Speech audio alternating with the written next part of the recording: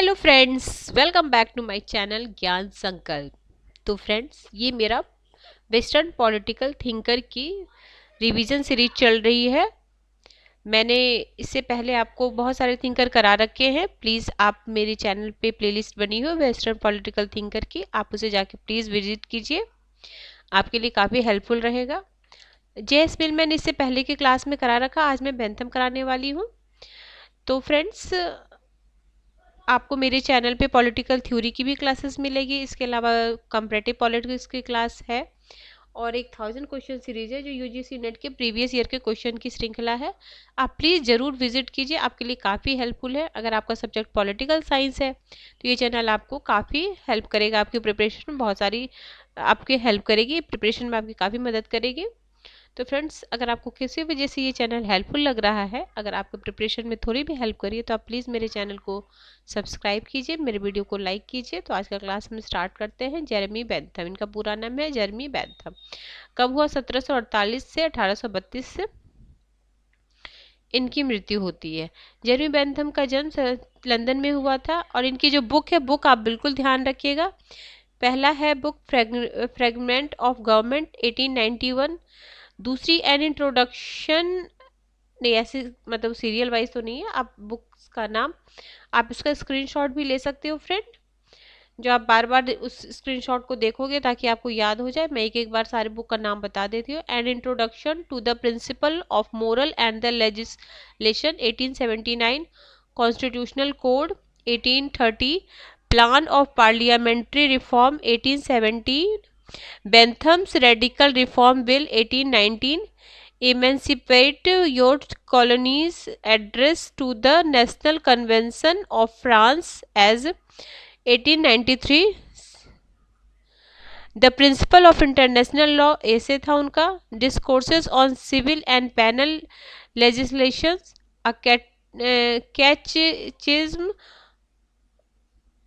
कैटेचिज्म of parliamentary reform. तो ठीक है फ्रेंड्स, आप इसका एक बार स्क्रीनशॉट भी ले लेना ये बुक्स की। ये बुक्स काफ़ी, जिसमें कौन से इंपॉर्टेंट बुक है मैं ये बता, प्रेग्नेंट और गवर्नमेंट, फिर है ये principal of moral and legislature, ये कॉन्स्टिट्यूशनल कोड। बस बाकी तो ऐसा बहुत इंपॉर्टेंट नहीं, बस आप एक बार ध्यान रखिएगा। देखो, बेंथम ने इंग्लैंड में अमूर्त विचारों का खंडन किया। प्राकृतिक अधिकार, सामाजिक समझौता, सामान्य इच्छा, ईसाई नैतिक, इसके नवीन विचारों के कारण सेवाई ने उसे दार्शनिक आमूलवादी कहा है। इनके नवीन विचारों के कारण, जो इनके विचार जो नवीन थी, जो उस समय के हिसाब से नई थी, इसलिए उन्होंने दार्शनिक आमूलवादी कहा। उपयोगितावाद, तो बेंथम उपयोगितावाद से ही जाने जाते हैं, इसके प्रतिपादक है। उपयोगितावाद के अधिकतम लोगों की अधिकतम सुख। तो देखो, बेंथम उपयोगितावाद के पहले व्यवस्थित प्रतिपादक है। उसने उपयोगितावादी मान्यता प्रतिपादित करते हुए कहा, यदि सुखों की मात्रा समान हो तो पुष्पिन खेलना उतना ही अच्छा है जितना कि अच्छा काव्य पढ़ना। मानव जीवन का मूल उद्देश्य सुख की प्राप्ति है तथा मानव दुख को कम से कम करना चाहता है। बेंथम ने अपनी रचना an introduction to the principle of moral and legislator 1879 में लिखा है कि मानव जीवन के दो स्वामी है, सुख और दुख। वो बस जीवन का दो ही सार है, सुख और दुख, ठीक है। और लोग अधिकतम सुख की कामना करते हैं। ऐसा कार्य जो मानव को ज्यादा से ज्यादा सुख प्रदान करे वो उपयोगी है। वे सब काम अच्छे हैं जो सुख प्राप्त करते हैं। वो बुरा काम भी है, मतलब आज के टाइम में बुरा, लेकिन अगर वो आपको सुख दे रहा तो उनके हिसाब से अच्छा था।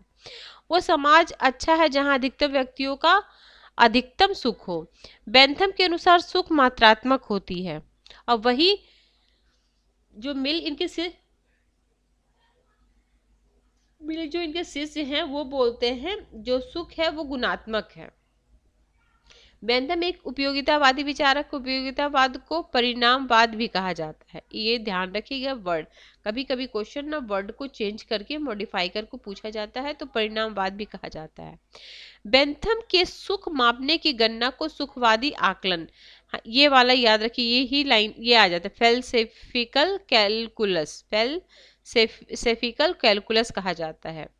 बेंथम के अनुसार सुख को मापने के कौन कौन से हैं वो ध्यान रखिए। देखो, तीव्रता, इंटेंसिटी, समयावधि, निश्चितता, सर्टेनिटी, निकटता, उर्वरा, उत्पादक, मात्रा। बेंथम ने अधिकतम व्यक्तियों के अधिकतम सुख का विचार दिया। उसने यह विचार हैचिसन से लिया था। तो अगर ये क्वेश्चन पूछ ले कि बेंथम ने अधिकतम व्यक्तियों की अधिकतम सुख की जो विचार वो किस विचार से लिया है, तो हैचिसन से लिया है। सुख और दुख का नाम शब्द उन्होंने प्रिस्टले से लिया। सुख और दुख नाम उन्होंने प्रिस्टले से लिया है। आगे उपयोगितावाद एवं उदारवाद। तो देखो, उपयोगितावाद उदारवाद का एक प्रकार है। उपयोगितावाद जो है ना, उदारवाद का एक प्रकार है जो भौतिकवाद तथा सुख के आधार पर संवैधानिक लोकतंत्र एवं अधिकारों को मान्यता देता है। और उपयोगितावाद का व्यक्तिवादी विचार है। राज्य। राज्य एक कृत्रिम संगठन है। शक्तियों के संगठित समूह को राज्य कहा जाता है। व्यक्ति सुख की प्राप्ति के लिए राज्य का निर्माण करता है। जो व्यक्ति किस लिए? सुख के निर्माण के लिए राज्य का निर्माण करता है। बेंथम के अनुसार राज्य की प्रकृति यांत्रिक है। अतः बेंथम के विचार में व्यक्तियों को राज्य के द्वारा अधिकार प्राप्त होते हैं। बेंथम के अनुसार राज्य ठीक है यदि वह सुख प्रदान करता है। अतः राज्य का आधार सुख है। बस वो सुख की ही बात करते हैं। बेंथम ने राज्य को एक उपयोगी संस्था बताया क्योंकि वह व्यक्तियों के सुखों में वृद्धि करता है। अधिकार। तो बेंथम ने अधिकार की संकल्पना का खंडन किया तथा प्राकृतिक अधिकारों को बकवास कहा। बेंथम ने वैधानिक अधिकारों का सिद्धांत देते हुए कहा कि अधिकार राज्य द्वारा प्राप्त होते हैं। संप्रभुता। बेंथम ने संप्रभुता को हॉब्स की भांति असीमित, अद्वैय एवं अविभाज्य बताया। बेंथम ने शक्ति विभाजन को अस्वीकार कर दिया। उन्होंने राज्य को वैधानिक संप्रभु कहा। बेंथम के समर्थन में ऑस्टिन ने संप्रभुता का सिद्धांत दिया। समाज। बेंथम के अनुसार समाज व्यक्तियों का योग मात्र है। क्या बोलते हैं बेंथम? समाज जो है ना व्यक्तियों का योग मात्र है, अतः उसके समाज की प्रकृति आणविक है। व्यक्ति का स्वभाव। व्यक्ति ज्यादा से ज्यादा सुख प्राप्त करना चाहता है। कल्याणकारी राज्य का विचार। बेंथम के विचारों में पहली बार राज्य के सकारात्मक कार्यों का वर्णन अंतर्निहित है। राज्य सामाजिक विधायन द्वारा कल्याणकारी कार्य करे। बेंथम ने राज्य के सकारात्मक कार्यों का उल्लेख तो किया, परंतु उसने राज्य की आर्थिक गतिविधियों में हस्तक्षेप का समर्थन नहीं किया। इसलिए उसके कल्याणकारी राज्य की संकल्पना आंशिक और अधूरी है, क्योंकि उसने आर्थिक रूप में हस्तक्षेपवादी राज्य का समर्थन किया। सार्वभौमिक अहमवाद, यूनिवर्सल इगोइज्म। सेवाइन के अनुसार बेंथम का विचार सार्वभौमिक अहमवाद का प्रतीक है। उसके अनुसार व्यक्ति का योग ही पूरा विश्व है। समाज और राज्य कृत्रिम संस्थाएं हैं। नैतिकता और राजनीतिक। मैक्सी के अनुसार बेंथम ने राज्य और नैतिकता के मध्य वैसा ही पृथक्करण किया जैसा कि मैकियावेली ने। नैतिकता और राजनीति के मध्य किया तथा इसके बेसवाई ने उसे अमूलवादी दार्शनिक कहा। ऊपर हम पढ़े थे। क्योंकि इसने ईसाई नैतिकता की मान्यता को पूर्णतः अस्वीकार किया। शासन प्रणाली। तो बेंथम ने विलियम ब्लैकस्टोन एवं उनकी रचना the commentaries on the laws of England की आलोचना की है। लोकतंत्र को उपयुक्त शासन प्रणाली बताया। वेपर ने बेंथम के लोकतंत्र की व्यक्ति स्वभाव के आधार पर स्वीकार किया। लोकतंत्र में अधिकतम लोगों के अधिकतम सुख प्राप्त होता है। बेंथम ने इतिहास, संस्कृति एवं सामाजिक विकास सभी मान्यताओं को उपेक्षित कर दिया, इसलिए वेपर ने उसे अमूर्तवादी कहा। मैकफर्सन ने बेंथम के लोकतंत्र को लोकतंत्र का संरचनात्मक मॉडल बोला। अब ये याद रखिएगा, मैकफर्सन जो बेंथम के लोकतंत्र को लोकतंत्र का संरक्षणवादी मॉडल बोला है। सामाजिक सुधार के रूप में योगदान। तो वर्तमान युग में होने वाले सभी सुधारों पर बेंथम का प्रभाव, जो अभी जितने भी सुधार हुए हैं उसमें बेंथम का बहुत बड़ा प्रभाव है। बेंथम ने थ्योरी ऑफ लेजिस्लेशन 1894 नामक पुस्तक लिखी है। बेंथम मूलतः सुधारवादी है। वे दार्शनिक नहीं बल्कि सामाजिक सुधार का दार्शनिक है। क्या बोलता है? बेंथम मूलतः सुधारवादी है। वे दार्शनिक नहीं बल्कि सामाजिक सुधारों का दार्शनिक है। उसने बहुत सारे सुधार किए। देखो बेंथम ने क्या किया, बेंथम के विचारों का मूल केंद्र सुधार है, शिक्षा के माध्यम से सुधार। बेंथम ने जेल सुधार योजना, जिसको पेनोपिटिक पेनो क्या बोलेंगे, पेनोप्टिकन कहा जाता है, ये वाला जो ये वर्ड है ना, ये आपको ये यूपी जीआईसी जो एलटी ग्रेड होता है उसके 2018 के क्वेश्चन में ये पूछा था।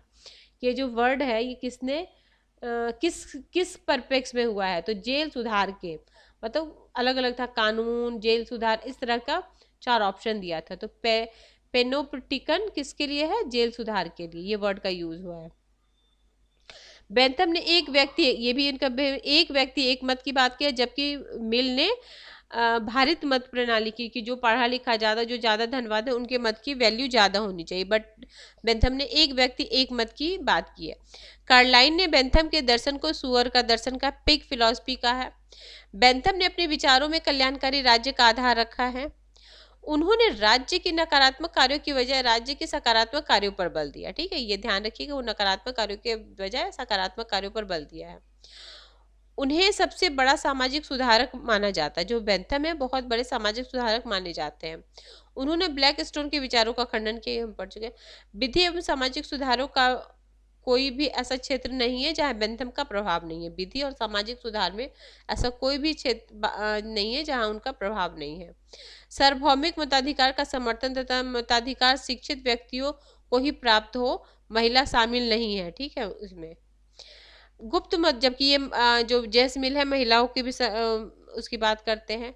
गुप्त मतदान प्रणाली समर्थक संसद के कार्यकाल को 1 वर्ष तक सीमित करने का पक्षधर तथा लॉर्ड सभा एवं सम्राट के शासन का विरोधी था, क्योंकि ये इंग्लैंड के तो ठीक है फ्रेंड्स, आज हमने बेंथम कंप्लीट कर लिया है। नेक्स्ट क्लास में मैं दूसरे थिंकर को लेके आऊंगी। अगर आपको किसी वजह से ये चैनल हेल्पफुल लग रहा है, अगर आपके प्रिपरेशन में हेल्प कर रहा है, तो प्लीज़ आप मेरे चैनल को सब्सक्राइब कीजिए, मेरे वीडियो को लाइक कीजिए, अपने फ्रेंड में शेयर कीजिए। Till then bye bye, see you next video.